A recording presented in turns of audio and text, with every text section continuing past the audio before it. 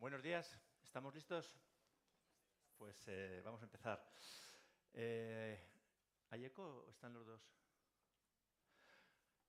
Rectora magnífica de la Universidad de León, profesores, premiados, compañeros... Rector Magnificus of University of León, awardees, dear colleagues and friends. Be welcome to the 28th edition of Syva Awards to the best PhD in animal health. So this is a very special award. We say the same thing every year, as all of them are special. This year, the Syva Award is highly institutional, as we can see here from having with us the rector of the University of León. I would like to greet you, and I would like to encourage you to attend more of this Syva Awards ceremony, as they are very, very linked to the University of León. It is also a highly domestic award, as we conducted here the technological park, and then we want the awardees to visit it and to know us better. And today, our protagonists. We have protagonists and an objective, that is to say, to acknowledge the efforts and the outstanding contribution to animal health, and also to the well-being of mankind, as the motto of veterinary profession in Spain says, "Ica pecoris salus pepori." The health of the cattle is also the health of the peoples, and nowadays it has been baptized as One Health, but it has been with us for many, many years. We are saying that this is a special edition, as all the editions, but I would like to especially highlight that last year we decided to go international, and we continue to do so. We will be hearing facts and figures from the Secretary of the Tribunal, yet I would like to mention that we have received a record number of PhD dissertations, 32, one-third of them coming from outside Spain, and one of the PhD that have been awarded, it comes from beyond our borders. So this is what shows even more that we are already international. I would like to share with you why this 28th edition makes more sense than ever for Syva. Our focus on research and development is into the research and development of immunology for infectious diseases. And last year we invested a record investment in R&D. We have reached 12% of our turnover, and actually that grew 16% last year. That made that investment to be really high. So we have invested a higher percentage.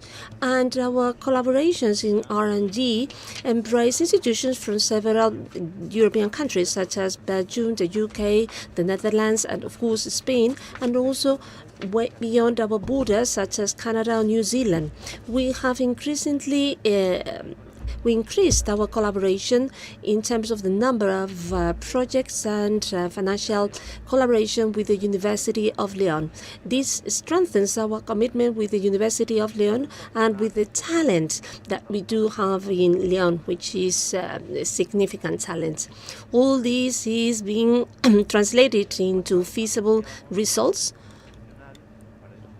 And last year, we announced the new vaccine for the new serotype for blue tongue, and today we have our register has been registered in the European in the Spanish agency already, and we have also have authorization for a special use of it, and which is already being applied in Europe. These small achievements help us move forward and help us continue increasing and developing solutions for animal health. As an anecdote, yesterday, in a digital magazine known as S&P, which is the one of the highest impact magazines in veterinary medicine, well, an article says Syva has grown up in 2024 in the development of vaccination, and the title of that article is the best definition for us at this point in time. That's why I'm saying that this edition of Syva Awards makes sense than ever. We are carrying out applied research with the aim of developing products for animals, but research requires also basic research, the basic research that you do. And this is the reason why I would like to thank all the 32 PhDs that were submitted, and to the awardees of this year. I would like to mention, okay, your names. Well, award prize to the best one is for Dr. Epsiba Kliber-Maimó from the University of Barcelona, microepidemiology of PRR virus infection in vaccinated endemic farms, which is one of the greatest challenges that pharmaceutical companies are facing when it comes to developing vaccination. They have been directed by Martin Marteu and Marte Coque Martes. And the approximate accessit goes to to Dr. Luis Monzón Atienza from the University of Las Palmas de Gran Canaria, the Canary Islands, examining the potential use of probiotic for establishment of to be used in aquaculture. And last, the approximate accessit goes to Dr. Sarah Tamayulam from the University of Ghent, Belgium, and revealing the interplay between Coxiella burnetii field strains. And the director has been Marcela Morin, Professor Per, and Professor Aikot. So congratulations to the awardees and to your teams. Our deepest thanks to your contribution to animal health, and our encouragement for you to continue with your research activity. We always say that we just want this award to encourage one researcher to continue ahead. That will make us satisfied. Now I would like to give the floor to Dr. Luisa de Arriba, Secretary of the Tribunal. She will tell us about the decision-making process, and she will tell us more about the contents of the PhDs, and she will also will be awarding the prizes. Thank you. Muchas gracias, César. Me has hecho un poco de spoiler, pero bueno, perdonaremos. Well, thank you very much, Cesar. Well, it was a bit of a spoiler, but I forgive you. Right, and now we will move on to awarding the 28th awards.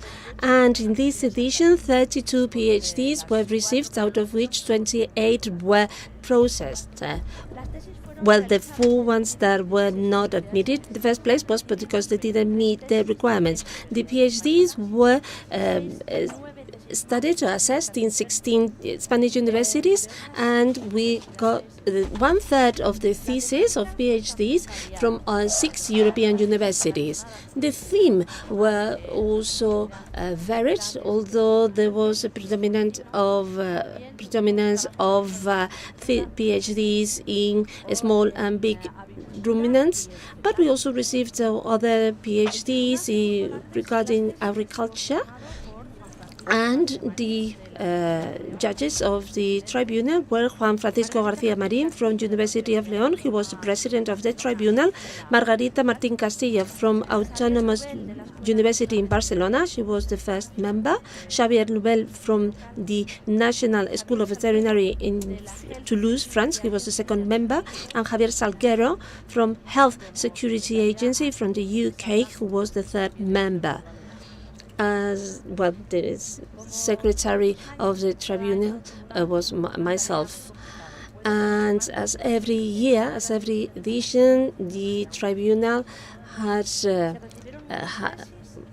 really hard work, as it has been the case in recent years. The PhDs that were received were of outstanding quality, and I can confirm again that the tribunal had significant agreement in the evaluation of the thesis. I can guarantee that causes great satisfaction and the feeling that we are doing good work. And I forgot to mention to show you this slide. These are the members of the tribunal that are deeply assessing the PhD, and this is the moment where we announce the winner of this edition. Tribunal decided that the winning PhD for the 28th edition of Syva Awards was the one submitted by Dr. Syva Maimon that was defended at the Autonomous University of Barcelona, title being Microepidemiology of BRRS virus infection in vaccinated endemic farm, César Carnicer from the laboratory pharmaceutical company is Syva. The Director General of Syva is giving the award.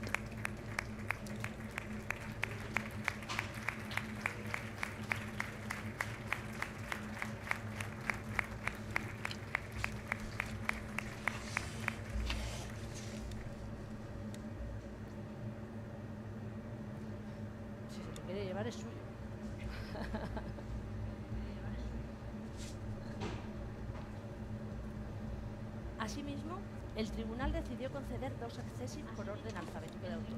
Likewise, the tribunal decided to awarded two proximate accesses. The first one, proximate accesses Valentín Pérez went to Dr. Luis Monson Atienza for study of the properties of mechanism of action of Bacillus besselensis T18 for establishment as a probiotic bacterium in aquaculture.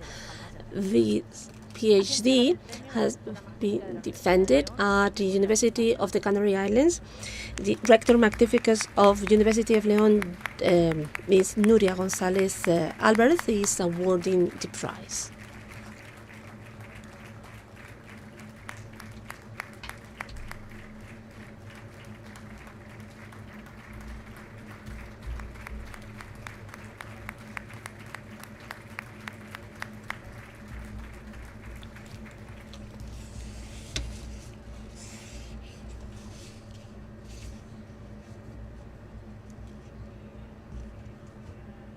Finalmente, el acceso Agnes Schober se concedió a la Last, proximate accessit Agnes Schober was given to Dr. Sara Tamayolo for the PhD title Unraveling the Interplay between Coxiella burnetii field strengths and their hosts, insights into genomics, host immune responses, and protective immunity, that was defended at Ghent University in Belgium.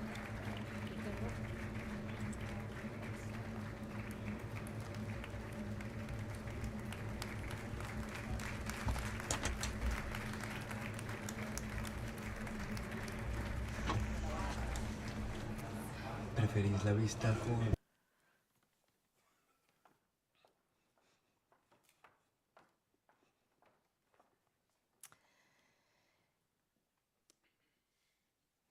Bien, muchas felicidades a los tres por el merecido premio.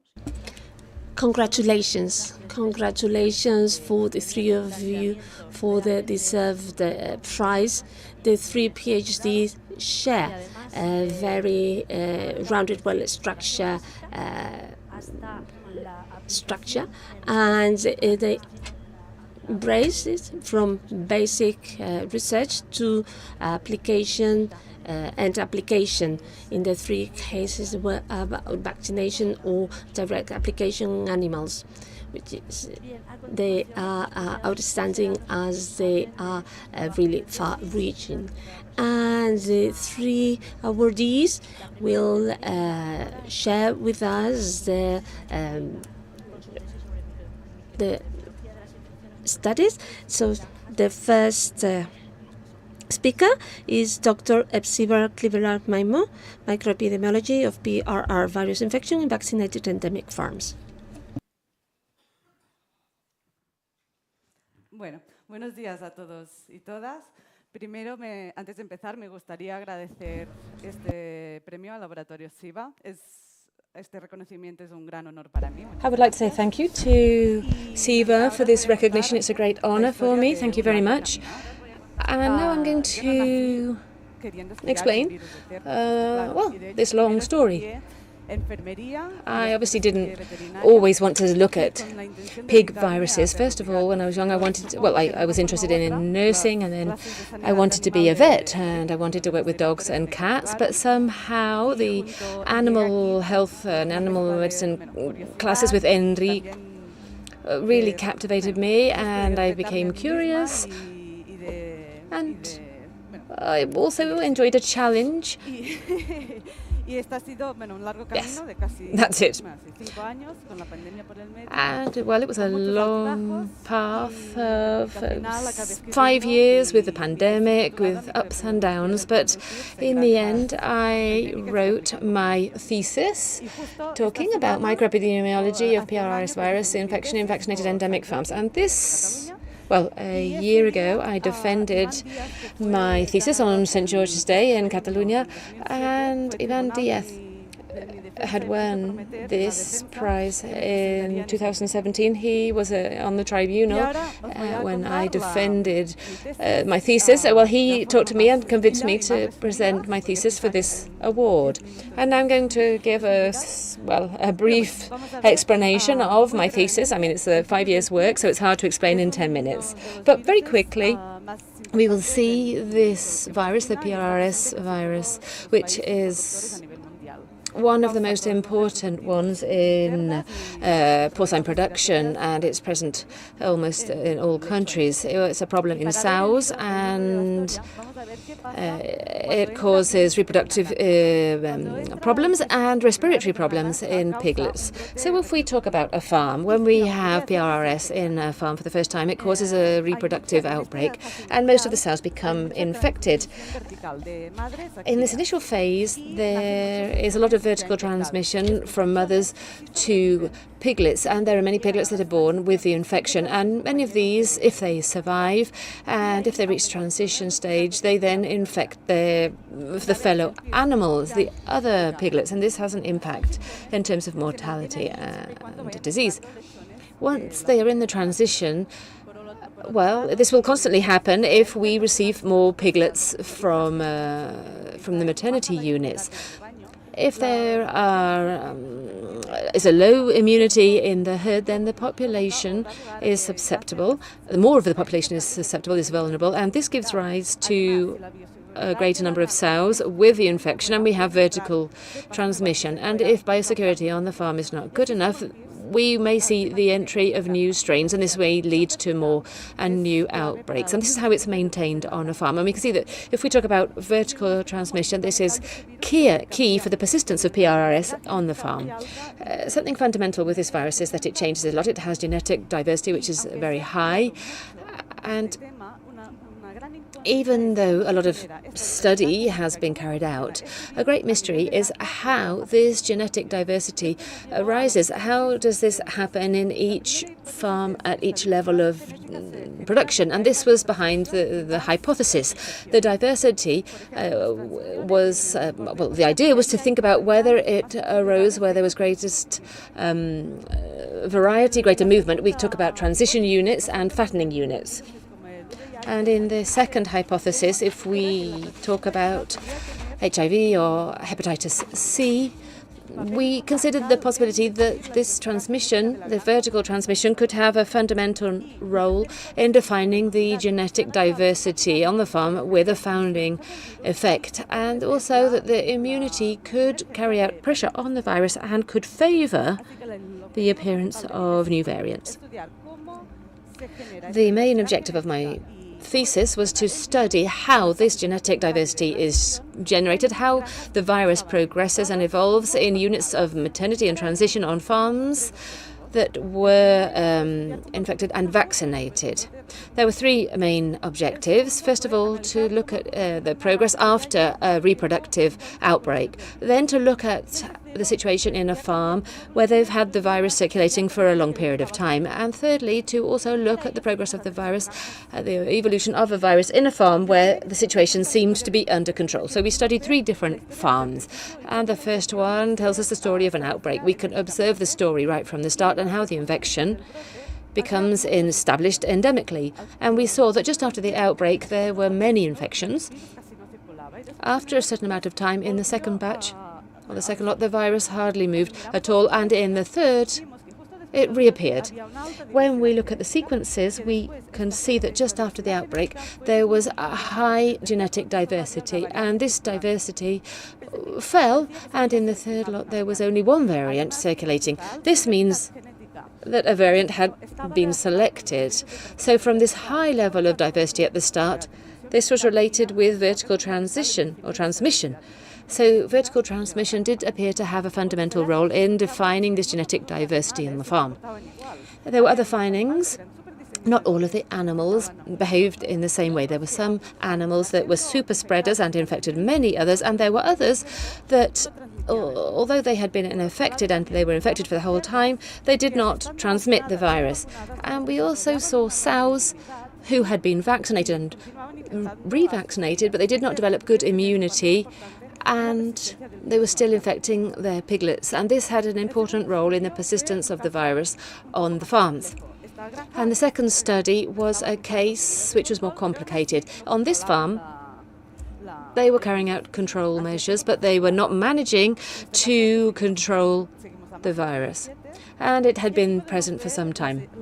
We followed the different batches, and we can see the incidence, how many infections there were, and we saw ups and downs. We saw ups and downs, and it would go down and then go up, and then again it would go down and then it would go up again.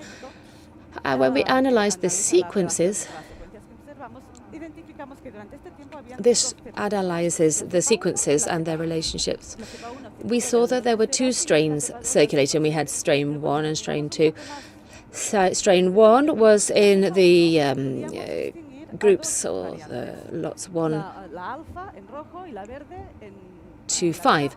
So if we look at alpha is in red and beta in green, we could see similarities, and they were different from the second strain. So if we come back to the infections, we can see that when alpha was circulating, there was, well, if we compare that with the situation with beta, there was an increase in infection, then circulation dropped, and then it was replaced with strain 2, which also created a peak, a spike in infections. So what are the differences between these two variants, alpha and beta?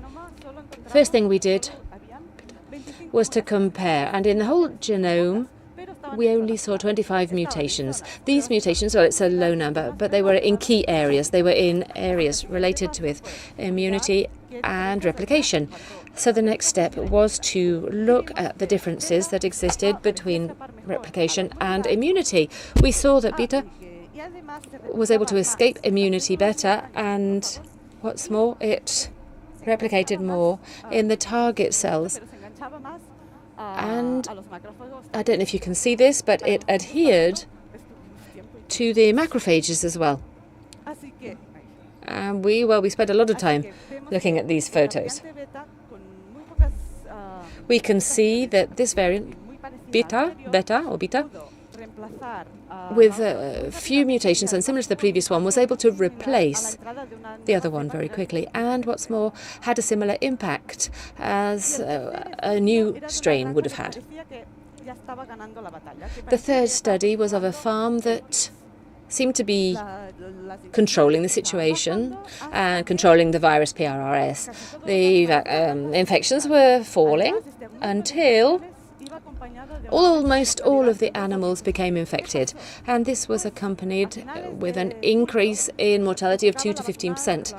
What happened? Well, at the end of July, it was the time for the booster vaccination of the sows, and it seemed that there was also a heat wave. It seems that the vaccines were left at room temperature for quite some time, and this meant that the cold chain was broken.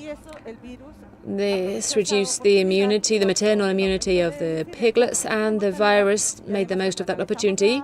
So it caused an increase in incidence and mortality. And when we analysed the sequences, we also saw an increase in genetic diversity. This farm re-established the vaccination program, and after 1 year, they reached a stable situation.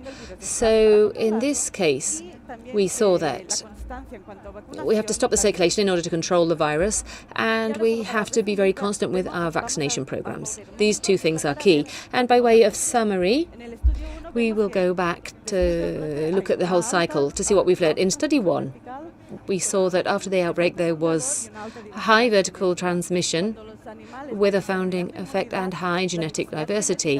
When the animals develop immunity, the genetic diversity is reduced and a variant is selected. With study number 2, we see that the emergence of a variant that may be similar to the previous one, or the appearance of a new variant, can both be the cause of presence of PRRS in the farm. And in the third case, with the problem with vaccination, we see that immunity also has an important role, and that a drop in immunity can cause an increase in incidence in mortality and genetic diversity. And what's more, we saw in that study that, according to our first hypothesis, that genetic diversity would be created in the cases of greater transmission is partially true, because the evolution of PRRS on a farm is much more complex. And here I would like to say thank you to all of the people who have formed part of this journey. On the one hand, I would like to say thank you to my directors, Enrique. Thank you for your help, for guiding me, for your demanding approach, demanding that I did good research, and thank you also for the people who tried to keep me calm during the process. I would like to say thank you to the whole infectious diseases team for their support, and my colleagues, other PhD students, and the people in the 233, my family. And I would also like to say thank you to Rafa, my partner. He's been with me during all of these years. Thank you very much for suffering with me. Thank you for your support. And again, thank you to Syva Laboratories, to the tribunal that have given me this award, and to the University of León. And thank you very much for your attention.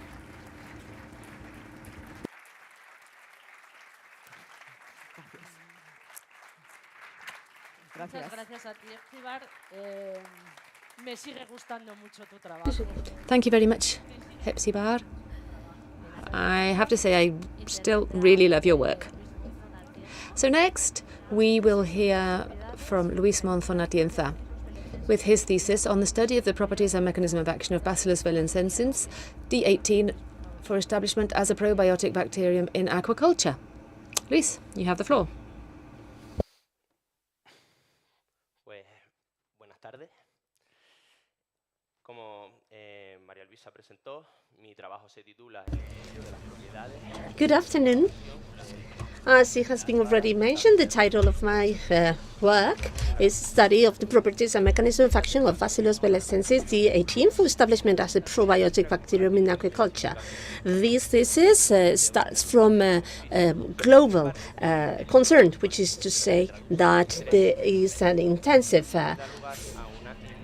farming and in agriculture, intensive agriculture, and which tends to intensify production, and therefore that leads to stress of fish, and it also leads to infectious diseases, which is often treated with antibiotics. However, an intensive use of antibiotics may also lead to bacteria to develop strategies as well as mechanisms that make them resistant to antibiotics. This is the reason why we end up having multi-resistant bacteria. These bacteria are not only a problem for fish, but they are also a problem for the rest of the animals and as well as for humans.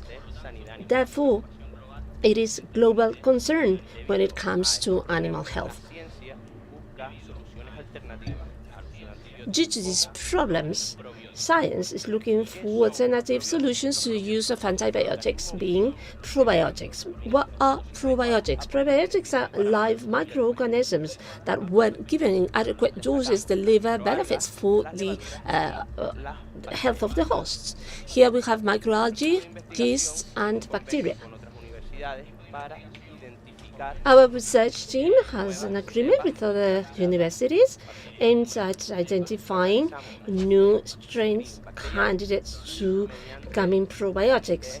We do it through bacterial screening and through also an inhibition antimicrobial test. And one strain was found, to strain 234. That's where my story starts. And I was a student of University of the Canary Islands, and as a student, I went into different fields that were very appealing to me. And until 2018, I had decided to go into the field of small ruminant diseases. But therefore, there was a turning point: infectious diseases, especially those of fish, and histopathology of it.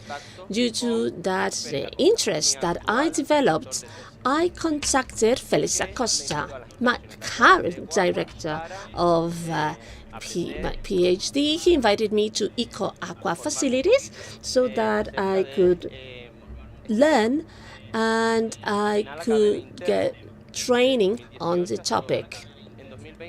I ended up working as an intern from 2018 till 2020, and then in 2020 I graduated. Therefore, I engaged into a PhD program for sustainable agriculture and marine ecosystems, and to continue working with Felix.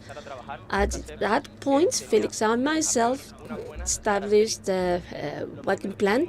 We decided to start working with this strain that had interesting characteristics. The first thing that we do was to characterize it molecularly, and the name given to it was Bacillus benzelensis D18. And we wondered, could this Bacillus be a good probiotic candidate for agriculture? And for that, we conducted characterization based on both in vitro and in vivo trials. The first one was about the inhibition of the growth through culture, proving that the candidates developed or reduced the pathogen, which is primarily found in the Canary Island Sea. And the next step was to find whether that Bacillus could resist the gastrointestinal situation of the Syvas. And then we analyzed the bile, and we could see that yes, indeed, it survives those situations. And we also evaluated whether it could adhere to intestinal mucus and stay there. Actually, we proved that it did not only adhere, but it was adhered to it. It also reduced the adhesion of other bacteria. The in vitro trials were based on a trial where inoculated the strains, and we could prove that that didn't cause any damage and it was safe for use.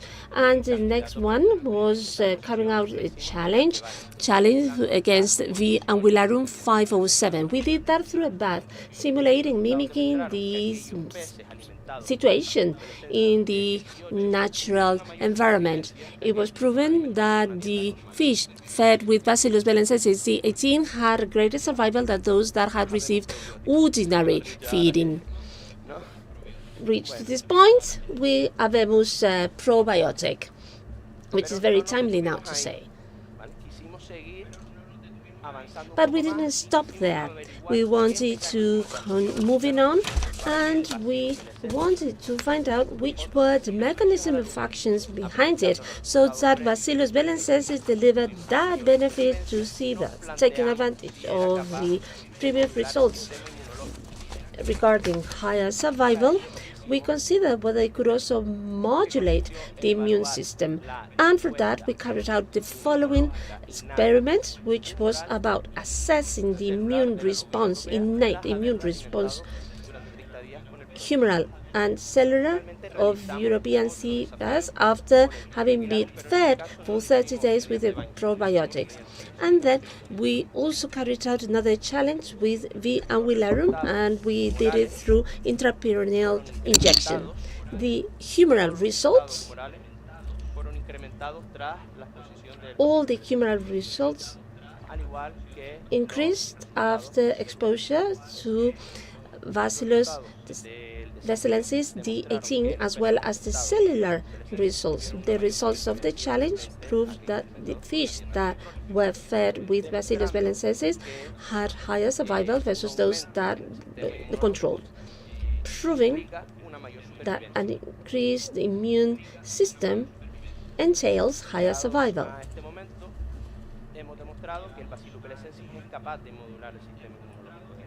At this point, we have proven that B. basilensis modulates the innate immune response of Syvas.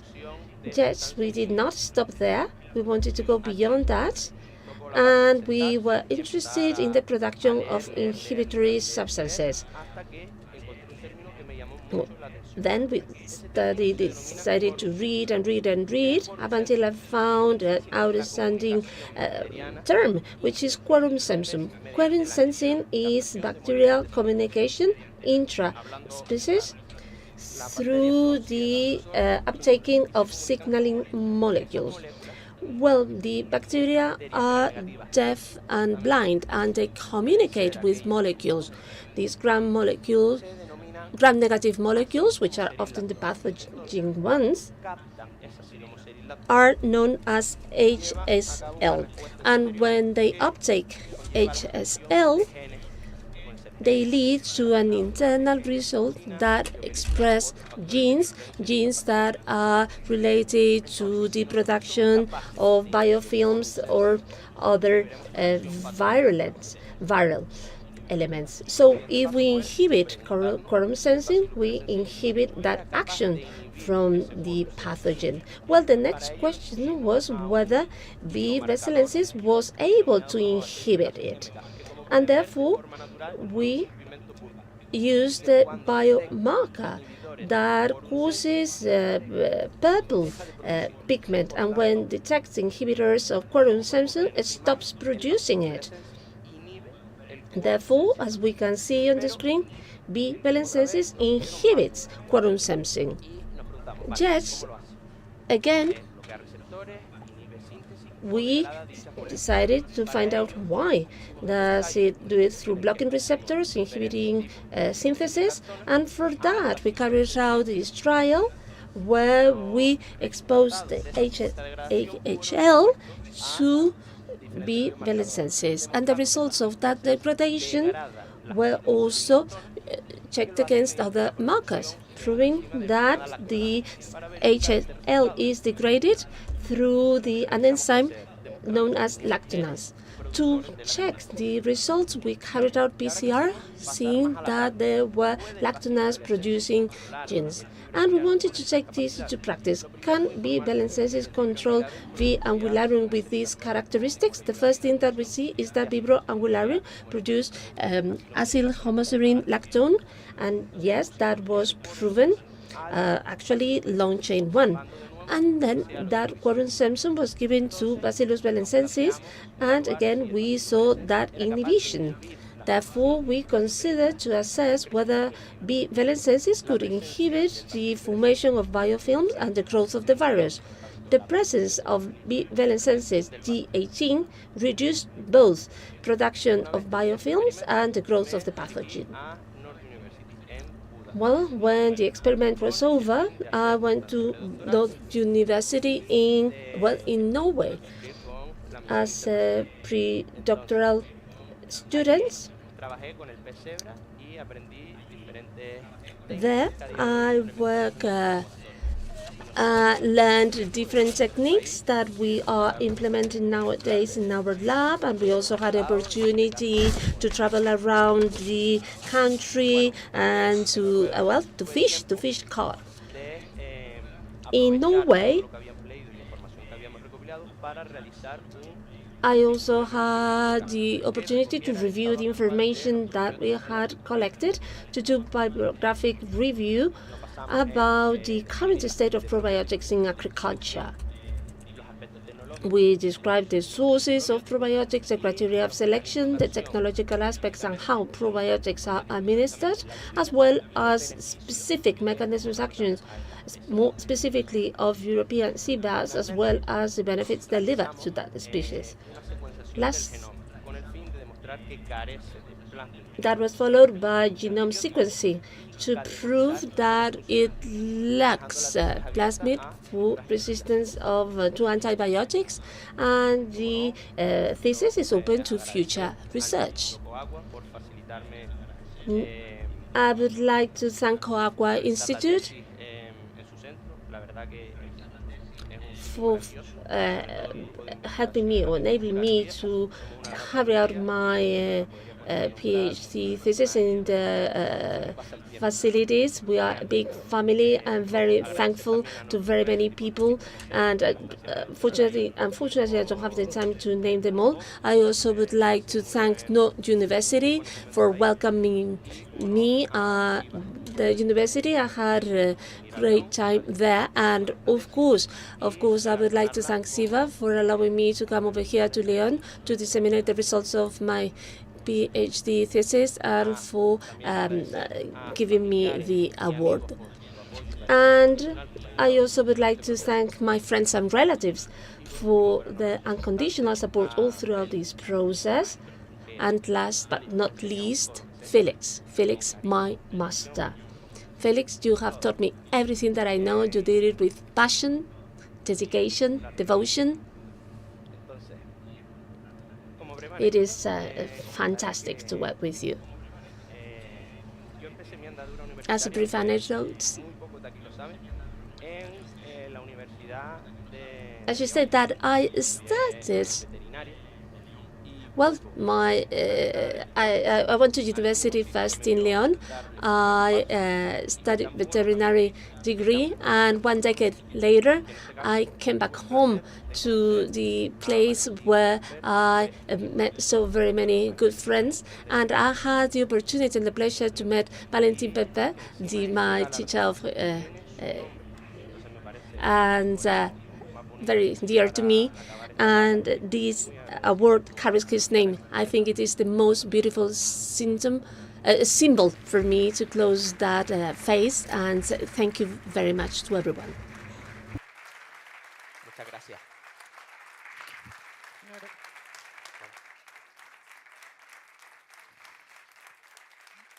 Enhorabuena, no solo por Congratulations. Just because of the scientific quality that we can all observe, but also the human quality that we can observe. Great.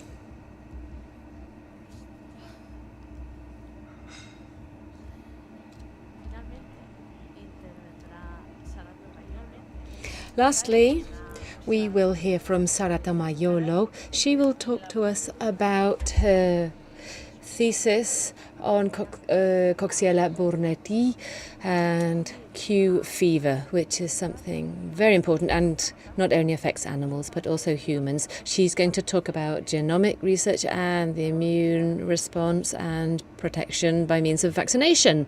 Sara, you may take the floor. Good morning, everybody. It's a real pleasure for me to be here today. I would like to start by thanking Syva for this amazing opportunity to extend this award internationally. I'm really honored that my thesis has been selected for this prize that has been named after the first woman who received a PhD in veterinary medicine, because she opened the door to many other women like me to contribute to research in this field. So I'm really happy that my thesis has been selected, and it's a real honor for me to be here today. I completed my thesis almost 1 year ago, after 4 years of research in Belgium. So you have to know that Belgium is not my home country, but it's a country that adopted me many years ago when I first started my career in science. So thanks to Belgium, I was able to continue my dream to do research in this veterinary field. So my thesis was a collaboration between Cienzano, that is the Belgium Public Health Institute, and the Faculty of Veterinary Medicine at Ghent University. So I spent most of my time during the laboratory part at Cienzano, where I joined the unit of bacterial zoonosis. So in this unit, we are interested in disease that are bacterial disease that can be transmitted from animals to humans. In particular, I was interested in one bacterium that is called Coxiella burnetii, and I studied the relationship between this bacterium and the host species. So I was interested in Coxiella because it is responsible for a disease that is called the Q fever. So Q fever can infect many different animals. We have pets, wild animals, tick, but the principal reservoir of this bacterium are ruminants, so cattle, goat, and sheep. Ruminants can be infected by the inhalation of the bacterium, and the principal symptoms are reproduction disorders, including abortion, stillbirth, and infertility. So after the inhalation, the animals can become infected, and then the bacteria is shed in the environment via 3 different routes. And once the bacterium is in the environment, it can be inhalated by humans that become infected. So infected subjects can be asymptomatic for the 60% or can develop the acute Q fever that is represented by flu-like symptoms, hepatitis, or pneumonia. And in some cases, the acute Q fever can progress in a chronic form of the disease that is more dangerous because it's characterized by endocarditis and vascular problem. So we are interested in Coxiella burnetii because it has many animal and public health implications due to the fact that it is absolutely highly infective. So 1 or 2 bacteria are enough to produce the infection in 50% of humans, and this is why we have to work in biosafety level 3 laboratory under very strict conditions to avoid our contamination and the contamination of the environment. On the other side, Coxiella is also very resistant in the environment, so it can survive for many years in dust and soil, and also can be dispersed by the wind for very long distances, so up to 40 kilometers. And for this reason, Coxiella is an agent that we have to monitor to avoid having outbreaks, like the one that occurred in the Netherlands a few years ago, and it was the largest Q fever outbreak that was ever registered, with more than 4,000 human cases that were reported, but estimated were 40,000, and around 50,000 goats and sheep that were killed. So it was a really huge, with very important implication at the animal and public health level. So in order to avoid having this outbreak, what we have to do is to have effective control measure to control the transmission and limit the transmission of the disease between animals and also through humans. So control measure that can be surveillance or also the vaccination. But if we want to implement this control measure, what is important is to understand the transmission dynamics of the disease. So how the disease is transmitted and how it spreads. In order to understand the transmission dynamics of the disease, we decided to have a genetic approach, and so to look at the genetic diversity of strains that are infecting animals and humans. So the question was how many strains are circulated, and also which are the host species that can be infected by each of these strains. So we used a combined approach of in vitro and in silico typing methods like the MLVA and the SNP. So thanks to this genetic approach, we were able to see that the strains circulated in Belgium can be grouped in 3 different clusters. That we have one cluster with strains that mainly infect ruminants, so cattle, goat, and sheep, and that we have 2 other clusters with strains that can infect small ruminants and humans. What is interesting is that this classification is not only true for Belgium, but can be also extended to the other European countries, because we have found the same grouping. So we were able to conclude about the genetic diversity that there are 3 main clusters or genetic groups that are present, and that we have a genomic group host specificity. So it means that we have a genotype that can infect big and small ruminants, and that we have 2 other genotypes that can mainly infect small ruminants and humans. And this is a very important information because it tells us that the public health risk, so the risk of humans of being contaminated, is mostly linked to genotypes that can be found in small ruminants. So small ruminants are not only the one responsible of human contamination and also of the public health risk, but they are also the one presenting the most severe symptoms that are abortion waves that have very significant consequences on both the animal health and the economic level.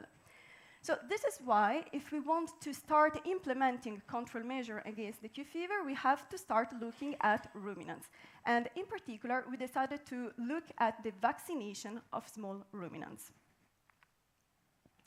So currently, there is already a vaccine that is approved for the vaccination of small ruminants. This vaccine is called Coxsavac. It's a non-adjuvanted inactivated vaccine containing inactivated bacteria from the tick strain. And this vaccine is able to decrease the shedding and the abortion, but unfortunately, it's not able to prevent the infection. So the first question is why? So why this vaccine cannot prevent the infection? To answer this question, we needed to have more information about the immune responses that were induced by the vaccination, and so far we didn't have these responses. But on the other hand, we also wanted to find a way to improve the efficacy of the vaccine. And so we decided to get a try by adding an adjuvant. But then the question is, which adjuvant should we select? So to select the right adjuvant, we decided to go deeper into the immune responses that are activated in cells, and also to understand what are the responses that are required to control the pathogen. So for this reason, we first performed an in vitro infection of ruminant primary macrophages with Coxiella burnetii. We selected macrophages because they are the target cells of Coxiella, so they are immune cells that are able to ingest and destroy the pathogen. But in some conditions, pathogens like Coxiella can start replicating inside the cells because Coxiella is an intracellular pathogen. And so what we have done is that we have isolated macrophages, and then we infected macrophages with 3 different strains that were isolated from 3 different hosts: sheep, cattle, and tick. So after the infection, we wanted to look at the transcriptome and what were the pathway and mechanisms that were modified during the infection. So what we observed was really interesting because only with the strain that was isolated in tick was able to multiply in the cells. By contrast, the 2 other strains, so the one that were isolated in the field, so the one from sheep and cattle, were not able to replicate. And also we observed that the number of differentially expressed genes were double in the case of the replication, so in the productive infection, compared to the unproductive infection, so the cases where the bacteria was not able to replicate. So now the question is, what is the difference between a productive and a non-productive infection? So we continued with differentially expressed gene comparative analysis and also the analysis of transcriptome pattern, and we were able to conclude that when we have a productive infection, we have a very strong pro-inflammatory responses that are activated, together with an increase of IL-10. On the other side, for the unproductive infection, we have an upregulation of MHC class 1 and 2 molecules for antigen processing and presentation, and also a downregulation of cell cycle and division. So what does it mean? It means that when we have an infection of cells, this infection activates pro-inflammatory responses. These responses are even higher when we have a productive infection, and so we have a link between the cytokine level and the severity of the infection. On the other hand, we also have seen an association between IL-10 and the replication, so more IL-10, more Coxiella burnetii replication. So thanks to this information, we were able to select the right adjuvant to include in the formulation of the Coxsavac, and so we decided to select the QuIL-A. The QuIL-A is an adjuvant isolated from a plant that is able to boost CD4, CD8, so cellular immune responses, but also antibody responses. And here the idea was to look at the immune responses that were induced by the vaccination and also the immune responses that were induced by the vaccination with Coxsavac plus QuIL-A. To do this, we use a goat vaccination challenge model where we have a first group of goat vaccinated only with Coxsavac and the second group vaccinated with Coxsavac plus the adjuvant. We proceeded with the first vaccination, a recall, and then with the infection.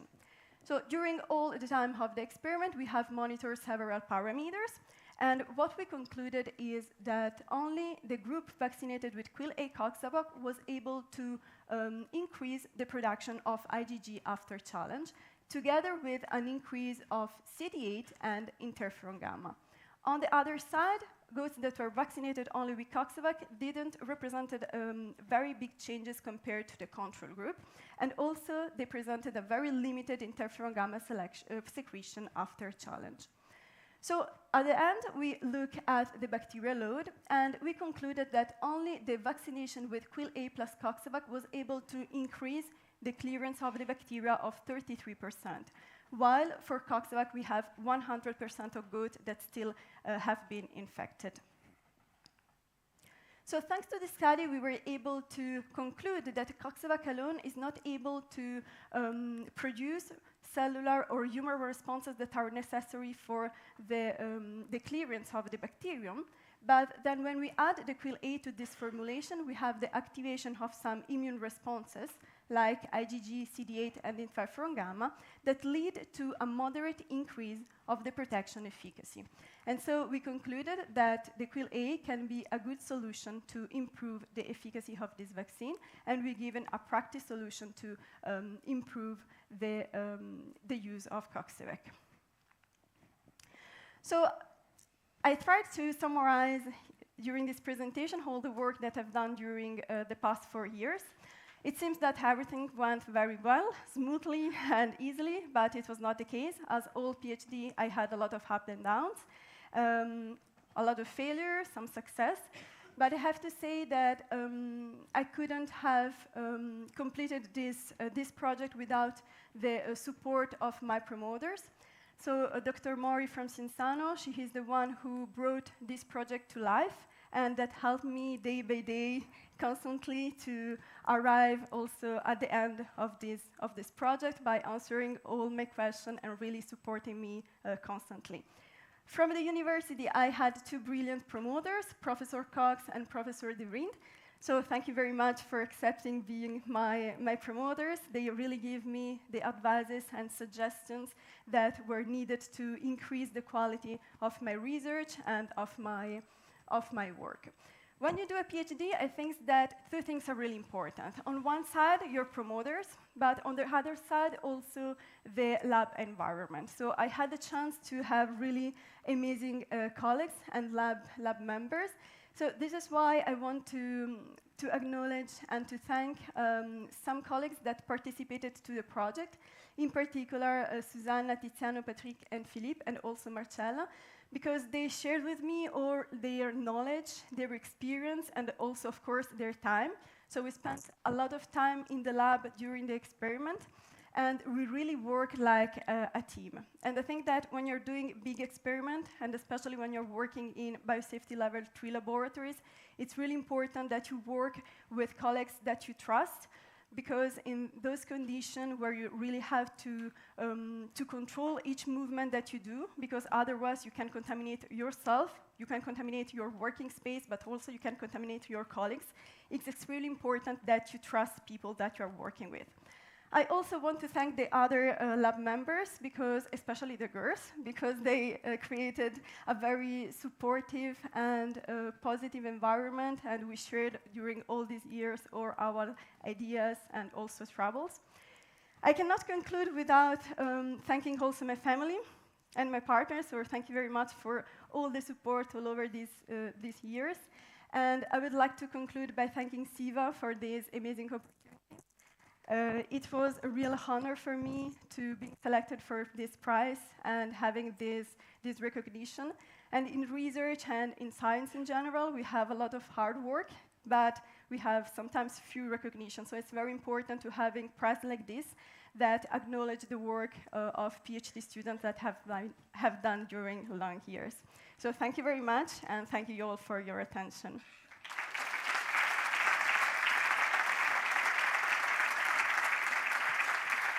Thank you. Gracias.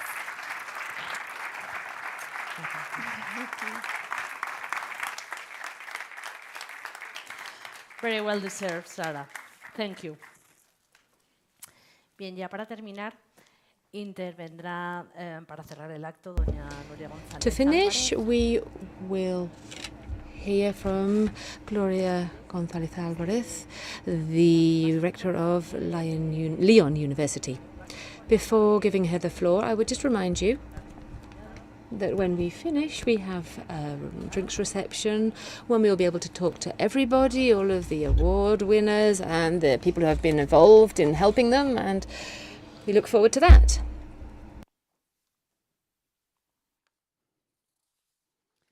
Bueno, buenos días a todos. Director General de Syva, Good morning, everyone. General Director of Syva, members of the jury authorities, professors, directors, awardees, ladies and gentlemen. To me, it is an honor to be here for the first time as rector of the University of León in this outstanding edition of Syva Awards, where value is given to the transformation power of talent and research, which are indeed the pillar that help build progress in society. Thanks to research, we are able, and we have just seen it through these three examples, to better understand the world around us, to anticipate challenges and to develop solutions, which is what we have seen here, innovative solutions that transform our reality. In every research scientific finding, there is future promise, potential improvement of the quality of life, as well as essential contribution to sustainable development, equal and fair development. Supporting research is supporting a better prepared, better, more aware, and society more able to face up to the global challenges ahead of us. From the University of León, we truly believe, and we are fully committed to that, to research as an engine for social transformation, and our task goes beyond training professionals. We want to activate the know-how. We want to, so that real problems are resolved and to open up new horizons for opportunity. Supporting our researchers and our PhD students is not only institutional responsibility, but also a declaration of principles about the model, the type of university we are. Our commitment to research has found in our long veterinary tradition at our university one of the most robust pillars. The Veterinary University of León is one of the oldest and most prestigious universities in Madrid, has been for decades the birth for knowledge and vocation of training. Many generations have been trained here that have taken care of animal health, but also contributed to the improvement of public health and to common good. This is a source of inspiration that inspires us to continue moving ahead and more and more committed. It is essential to acknowledge the strategic value of the veterinary sector that goes beyond the traditional image that is often given to this profession. Veterinaries are key actors in the development of a healthier future for animals, but not only for animals, but also for humans and the environment.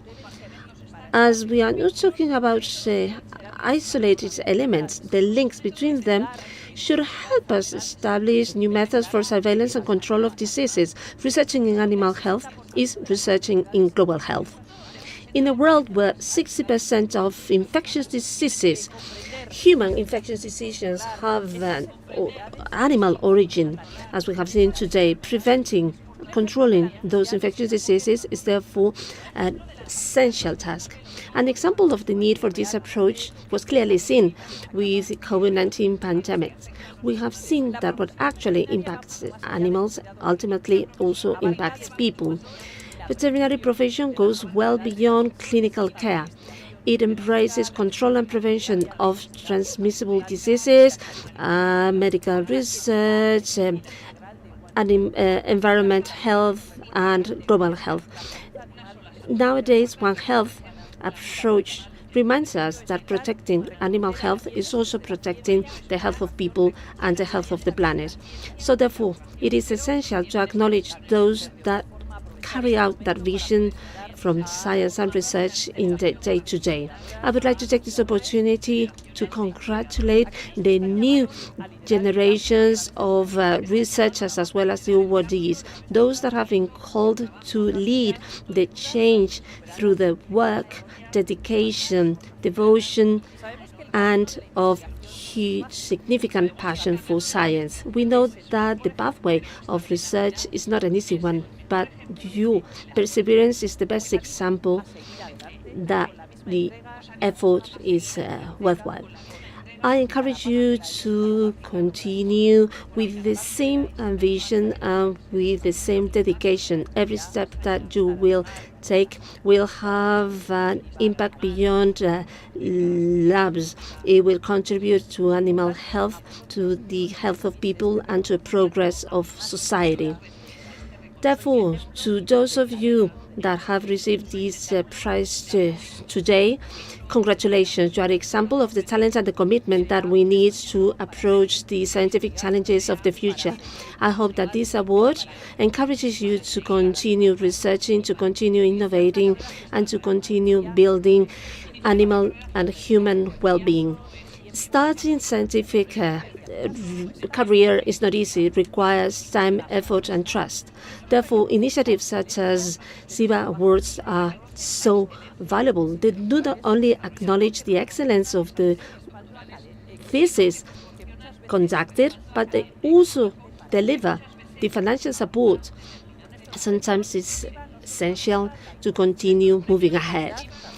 With these awards, Syva not only fosters innovation in health, but it's also sending the message that believing in research is believing in the future. Therefore, I would like to extend my gratitude to Syva for the staunch commitment with science and innovation, a big company that was born in León nearly 85 years ago. And from here has managed to be present nowadays in 70 countries. Ongoing support to research not only foster animal health, but it is also in line with the values and mission of our university. That's why we do have this tight link.